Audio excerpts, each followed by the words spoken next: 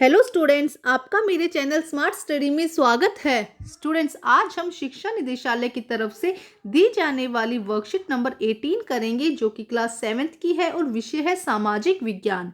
ये वर्कशीट 27 नवंबर 2020 की है। तो आइए शुरू करते हैं आज की वर्कशीट शुरू करने से पहले प्लीज़ मेरे चैनल को सब्सक्राइब कर दीजिए। तो आइए देखते हैं आज की वर्कशीट। वायु, मौसम और जलवायु। किसी एक नियत स्थान की नियत समय पर वायुमंडलीय स्थिति को मौसम कहते हैं। किसी एक नियत स्थान की दीर्घकाल की मौसम की औसत स्थिति को जलवायु कहते हैं। तो देखो बेटा, मौसम किसे कहा जाता है कि एक दिन का अगर हम किसी एक नियत स्थान, किसी एक जगह की नियत समय के लिए, कि सुबह का देखें, शाम का देखें, तो उसे हम क्या कहते हैं कि मौसम। जैसे कि आज का मौसम ठंडा है, आज का मौसम गर्म है, आज आज का मौसम बारिश वाला है। तो जब एक जगह के एक नियत समय के लिए अगर हम वायुमंडलीय स्थिति को देखते हैं तो उसे हम मौसम कहते हैं। जबकि हम जलवायु की बात करें तो एक नियत स्थान के लंबे समय तक की, जैसे कि शिमला में बर्फ गिरती है तो वो एक ठंडा स्थान है, कि वहाँ की जो जलवायु है वो ठंडी है। तो वो अगर लंबे समय तक जो तापमान है या जो मौसम की स्थितियां हैं वो सेम रहती है, तो उसे हम क्या कहते हैं, जलवायु कहते हैं। यहाँ तो सिर्फ एक दिन की काउंट कर लेंगे कि आज के दिन का मौसम ऐसा है, आज के दिन का मौसम ऐसा है। लेकिन जब जलवायु की बात की जाती है तो लंबे टाइम के लिए देखा जाता है, कि जैसे कि यहाँ पे दिया गया है कि हम कुछ सालों तक, लगभग 25 वर्षों तक या लंबी अवधि तक जब हम वहाँ का टेम्परेचर या वहाँ की मौसम की जो गतिविधियां वो देखते हैं तो उसे हम जलवायु कहते हैं। एक दिन के लिए मौसम का, और लंबी अवधि के लिए जब हम किसी जगह का तापमान देखेंगे या किसी जगह की जलवायु मौसम देखेंगे तो हम उसे क्या कहेंगे, जलवायु। इसमें कभी भी परिवर्तन हो सकता है, जैसे कि अभी धूप निकल गई, 1 घंटे पहले धूप निकल गई, अब बारिश होने लग गई, तो इसमें कभी भी परिवर्तन हो सकता है। जलवायु एक लंबे समय में होने वाली प्रक्रिया है। और ये तो क्या है, मैंने अभी बताया, जैसे लगभग 25 सालों की पूरा काउंट किया जाता है कि 25 सालों से यहाँ पे लगातार बर्फ गिर रही है, तो ये एक बर्फीली जगह है ना। तो ऐसा नहीं कि एक दिन कहीं बर्फ गिर गई तो जैसे एक दिन अगर दिल्ली में ओले गिर गए तो हम कह देंगे कि दिल्ली बर्फीली जगह है, ऐसा नहीं होगा। लगभग लंबे समय तक जहाँ पे जो मौसम रहता है उसके अकॉर्डिंग उसे हम जलवायु कहते हैं। मौसम में परिवर्तन छोटे अंतराल में होता है। मौसम में कभी धूप निकल गई, कभी सर्दी हो गई, कभी हवा ठंडी चल रही है, कभी लू चलने लगी, तो छोटे छोटे अंतराल में क्या होता है, परिवर्तन होता है। जलवायु में परिवर्तन होने में कई बार दशक भी लग जाते हैं। अगर कहीं कहीं बहुत ठंड थी, वो धीरे धीरे कम हो रही है ठंड, तो उसको बदलने में क्या लग जाता है, बहुत समय लग जाता है। अभी धूप का निकलना, थोड़े समय बाद बारिश होना, ये उसके उदाहरण है। जैसे कि भारत की जलवायु मानसून प्रकार की है। अब हम, जैसे कि ये कहा गया कि भारत की जलवायु कैसी है, मानसून प्रकार की है, तो वो एक निश्चित कर दिया गया है, इसको बदलने में बहुत टाइम लगेगा। ठीक है, अब हम देखते हैं क्रियाकलाप क्या दिया गया है। आप अपने शहर का तापमान किस प्रकार जानते हैं? मौसम का पूर्वानुमान आपकी किस प्रकार सहायता करता है? तो देखो, आप अपना जो तापमान है वो किस शहर का तापमान किस प्रकार जानते हैं बेटा? आजकल तो मोबाइल न्यूज़ में हम अच्छे से देख सकते हैं, रेडियो न्यूज़ हो गया, या हम कह दें मोबाइल में, टीवी में हम अपने शहर का तापमान आसानी से जान सकते हैं। और पूर्वानुमान हमें बता, अगर हम कहीं जा रहे हैं और हमें पता चल जाए कि बारिश आने वाला है, तो हम उसके अकॉर्डिंग प्रिकॉशंस लेके चलते हैं। तो पूर्वानुमान हमें तो हमारी सहायता करता है। अब हम देखते हैं मौसम को प्रभावित करने वाले कारक। तापमान, वायुदाब, पवन और आर्द्रता। तो सबसे पहले देखते हैं तापमान। वायु में मौजूद ताप एवं शीतलता के परिणाम को हम तापमान कहते हैं। तो तापमान किसे कहा जाता है कि वायु में जितना ताप और शीतलता होगी, अगर ज्यादा ताप होगा तो गर्म हो जाएगा, तापमान ज्यादा हो जाएगा, अगर शीतलता होगी तो तापमान क्या हो जाएगा, कम हो जाएगा। वायुमंडल का तापमान केवल दिन और रात में ही नहीं बदलता, बल्कि ऋतुओं के अनुसार भी बदलता है। शीत ऋतु की अपेक्षा ग्रीष्म ऋतु ज्यादा गर्म होती है। तो देखो, क्या कहा जा रहा है कि वायुमंडल का जो तापमान है, देखो रात में क्या होता है, ठंडा होता है, दिन में क्या होता है, गर्म होता है, ये हमें पता है। लेकिन सिर्फ रात और दिन के हिसाब से नहीं बदलता है, वो ऋतुओं के हिसाब से भी बदलता है, कि सर्दियों में सर्दियां होंगी, तापमान कम हो जाएगा, गर्मियों में तापमान ज्यादा होगा, है ना। तो इस तरह दिन और रात के अलावा ऋतुओं के अनुसार भी वायुमंडल में तापमान बदलता है। आपतन, आपतन एक महत्वपूर्ण कारक है जो तापमान के वितरण को प्रभावित करता है। सूर्य से आने वाली वह ऊर्जा जिसे पृथ्वी रोक लेती है उसे आपतन कहलाता है। तो देखो, आपतन क्या है बेटा, जैसे कि ये पृथ्वी है, तो पृथ्वी से जितनी भी जो एनर्जी है या ऊर्जा आ रही है उसे हम क्या कहते हैं, उसे हम आपतन कहते हैं। जो हीट सूर्य देता है और जिसे पृथ्वी रोक लेती है, जैसे कि हमने पिछली वर्कशीट में देखा था कि हीट टकराकर वापस जाती है, और कुछ हीट को क्या करता है, वायुमंडल जो है अपने पास रोक लेता है ना। हमने देखा था कि कुछ हीट को क्या करता है, वायुमंडल की वजह से, यहाँ जो सन की कुछ हीट है वो वायुमंडल के कारण अर्थ पर ही रह जाती है, तो उसे हम क्या कहते हैं, आपतन। तो देखो, जैसे कि हम पृथ्वी का अगर हम देखते हैं, ये ग्लोब है, तो बीच में क्या है, भूमध्य रेखा है, और यहाँ पे क्या है, ध्रुव है।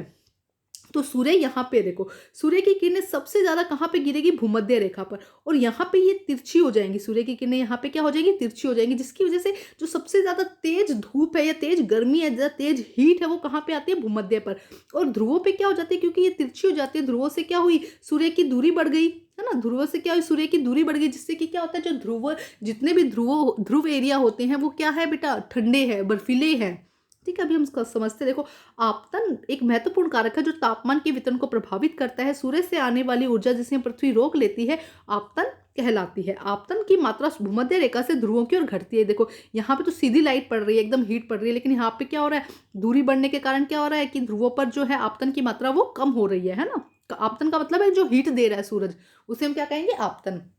इसीलिए तापमान उसी प्रकार घटता जाता है। इसलिए जैसे जैसे हम ध्रुवों की तरफ जाते हैं, चाहे ऊपर जाए चाहे नीचे जाइए, भूमध्य रेखा है, तो तापमान क्या होता जाएगा, ध्रुवों की तरफ कम होता जाएगा, ठंड बढ़ती जाएगी वहां पे। इसी कारण से ध्रुव बर्फ से ढके रहते हैं। जो ध्रुव एरिया है बेटा वो किससे ढके रहते हैं, बर्फ से।